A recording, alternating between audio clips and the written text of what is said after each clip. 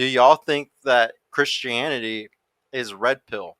I got a good explanation after y'all say what y'all think. Do you think Christianity is very red pill? Ideally, I think it should be red pill, but I think they've been too tolerant of blue pill ideology that It's not it's anymore. hard for people to take it seriously at this point. Hmm. What do you think? Yeah, I would say Christianity like gives you the framework for how the world runs the best, but like just over human history has been so perverted now that like shit's fucked up, man. It's like it's not the same Yeah, prescription right now. like It's I a whole new mean, prescription that yeah, I needs say that's people needed. are nowadays trying to bend it to try to like fit to their morals instead of like sticking with what the shit actually says. You know what I mean? Oh yeah, 1,000%. Yeah, because if we actually, that's why I asked this question. Because if we actually look at Christianity, it's fucking red pill as fuck. Super But most bitch. people aren't sticking to it. So like, you can't sit there and like compare it all because people aren't even doing what it's saying to do. But if you did exactly what it said, it's actually very in line with red pill ideology. What do you think? Yeah, well, at least what I'm familiar with, I think Christianity or Catholicism, whatever you want to, whatever you interact with, I think it's kind of blue pill because they're speaking on more of an ideal situation, Mm-hmm. on the way things should be, Instead of what and is. instead of what is. Like I said, it's you can follow it and believe it, but when you actually put it into practice and live it and experience it, that might be a little bit different. And that's what tends to turn a lot of men red pill when they experience it over and over and over again and say, "I'm following what my pastor's telling me, what my church is telling me. What am I doing wrong?" And it tends Yeah. to turn them red pill. See, but when we go back to the actual Bible, though, like if we go back to like exactly what it says. See, this is where it's really weird to me, and I think that when we really look at the dialogue, when we really look at like what's being said, it's like one for one because the Bible is saying, like if a woman and a man, both lose their virginity together, it'd all be perfect. I agree with that. I think that that is very, very fucking true. But the problem is that we don't do those things. All it takes is a girl getting ruined after a few bodies, and like it's not ever going to be the same again. It's never going to be that. So like if we followed it perfectly, I feel like it's very red pill and it's very true. But it's the tree of knowledge. Like once we see these different things, once we take the bite of the apple, that temptation, you're fucked. You're fucked. So if we like go back and we do it perfectly, we would be fine. But we're not perfect humans. Like that's the difference. Like I was explaining this to I was trying to explain what God was to somebody. This is a quote from the movie Leaves of Grass with Edward Norton in it. He says, like God is parallel lines. It's perfection. Um, you don't know if you could ever reach it, but you know what that it's there. Like what perfection is.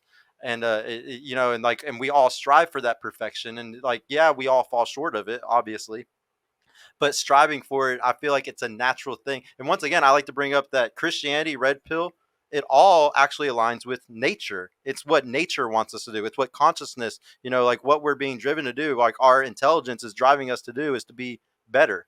It's not to just be normal. Like it's not to just be monkeys that fuck around, just all fucking each other. It's for us to like improve and make something and do something. Like there's a goal. Consciousness has a goal, and we need to work towards whatever that goal is. And you can see it all the time. Like we know that there's a big, especially with the internet today, we know there's a global consciousness. Like we know that things move certain ways, and it's like, what's the goal here? Like what's gonna happen? Are we gonna go to space? Are we gonna fucking travel the universe? I don't know.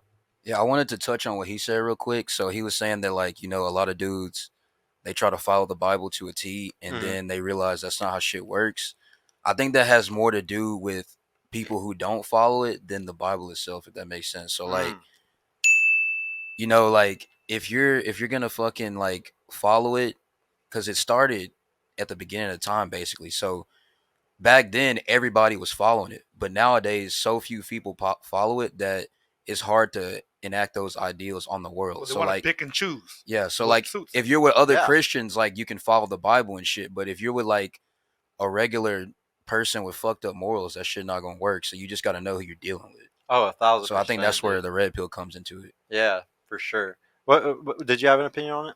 Oh, I'm sorry. What was No, that? no. Uh, It was. I just thought you were gonna say something. Did you have no? But no. I just want to know. Do y'all think that when it comes to Christianity versus Islam, do you think that they have room over the next decade? You know, like or like who's going to win like the war over the next decade, like in the red pill sphere? Because obviously we see there's a lot of people in the red pill sphere that are going towards Islam. There's some that are going towards Christianity. Like it's very like kind of split. Where do y'all think it's going to go in the next 10 years when it comes to those two religions? I think more and more people over time will start to follow both. They're both very similar in certain ways, but I think Islam will beat out Christianity, and I think that's largely because of Tate and how much he's blown up, and because he And converted. Sneeko too, yeah. Sneeko too. And Myron's probably going to convert Yeah, at some point. exactly. Yeah. So I think Islam will eventually. He's going to. Yeah. No, it's going to be a really funny day when we all like get to laugh at Myron and be like, "Ha, you did it. You're religious now." I really want to see him pull off the 4 wives shit. Real shit. I really want to see that in practice. I ain't never seen this Dude, shit Jay like Waller that. just admitted a day or two ago that he has children, and I could not believe that he admitted it Damn. on a stream finally. Yeah, and like I really believe him, Sterling. I mean, I had Sterling on the show, and I didn't ask him anything like that, but I get the feeling he's the type of guy where he already has a kid, maybe, or like he's planning on it or no, I think he actually told me on the show he's planning on it very soon. Like he wanted one very soon, and they all want the multiple wives thing. Like they all want like the 2 or 3 wives, and the way he said it was Sterling said he wanted like a farm and all of his wives all living there on the farm together.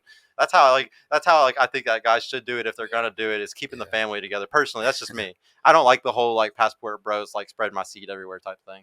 Damn, low key though. I mean, if all the fucking big influencers all got kids and shit, maybe that vasectomy shit has a point. I'm telling you, and like I'm telling you, it's really fucked up for That's Rolo to say that, hilarious. and it's only fucked up because of the influence he has. Like it wouldn't be that fucked up if he was a guy with 1,000 followers at all. I wouldn't give a fuck about what he said. But when you say that and you have fucking maybe a 2, 3, 4,000 young men that really look up to you, that's dangerous, because if they go and like having a kid isn't the end of the world. I was one of those guys who had a kid at 29 with a girl that I just knocked up. Like the guys, I wasn't dating the girl that I knocked up. Like we went out on our first date and boom, it happened.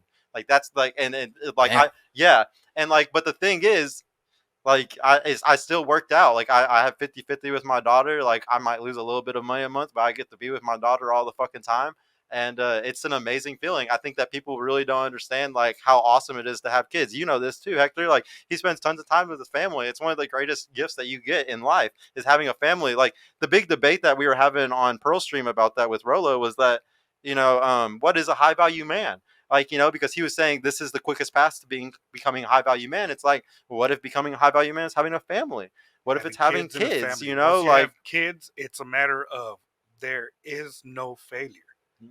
The standards are set for you. Mhm. If you're any kind of a person with good character, where you make sure that your kids are not going to suffer, there's going to be no excuse for them to ever go without anything that they need. They set the standard for you, and it puts it in your mind. There is no failure. Mhm. There is no quit. You can't. There is no stopping. You can't kill yourself. Like you can't do anything. They deserve more than what I'm willing to give myself. So I'm willing to sacrifice till the death for them to have a better life. So for me, the point that I had kids, they set the standard for me and the way my life is supposed to go. There is no failure. Yeah, and I totally agree with that. I think that like one of the scariest parts about it is like it was an accident for me, but it absolutely changed my life and pushed me into the hardest drive I ever had in my. I was already a driven guy, guys, driven as fuck for years. I went into overdrive when I had my daughter, over fucking drive. No, you cannot tell me that it doesn't boost men up and make them into fucking better men sometimes. Now, is there some cases, like I had this argument with Hunter the other night, like, is there some cases where it pushes some guys down and makes it to where they run away instead from their responsibilities? Yes. But at the end of the day, what do we do all the time? We're always going to tell a guy to pull himself up by the bootstraps and fucking take care of his family. It doesn't matter. Like it does, and that was the whole point of the conversation I had with him. It was like, at the end of the day, are you going to tell a guy it's okay for him to run away from his family? No. As you've probably heard me say in our conversations on the Discords and our platforms, don't expect sympathy. As a man, do not expect sympathy. The world does not offer us sympathy. So why would you want to give it to yourself? Yeah. You have to find it in yourself to snap out of it. Every one of us has a downtime. You might expect sympathy when you start reaching out to other people, but the moment you don't get it, it might break you down that much more. So at some point you have to find it within yourself, give yourself your own little sympathy that you need to bump back up, but do not expect it from anybody else. Because that's one of those, that word to me, expectation, is one of those big key words from anybody.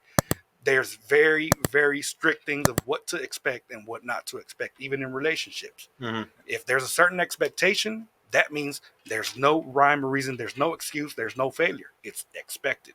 Mm-hmm. So it has to go both ways. Well, it's that pain from not getting sympathy that's either going to make you or break you. So you have to use it to eventually figure out your situation, because no one's going to care. Yep. No one's going to be there to save you. I mean, as men, we learn it pretty early on. We earn it pretty damn quickly. You're not going to get sympathy. Or you might, but it might not be the type of sympathy that you expected. Hey y'all, Sergio here. I just want to mention I've created a completely free guide that shows you exactly how I went from having low confidence and being painfully awkward around women to easily meeting and dating numerous high quality desirable women in real life without the use of any dating apps or social media. So if you're struggling to get out there, if you have approach anxiety or don't know what to say or how to interact with women to make them want you and are sick of using dating apps with low value girls that hundreds of other guys have been chatting with, click the link in the description below to grab your free guide right now. And if you want private mentorship with me personally to help guide you every step of the way in this process, check out my mentorship program in the description too. I would be happy to help you reach your dating goals and overcome any obstacle you may face. And trust me, if I can do it, you can do it too. I hope to see you soon. Peace out.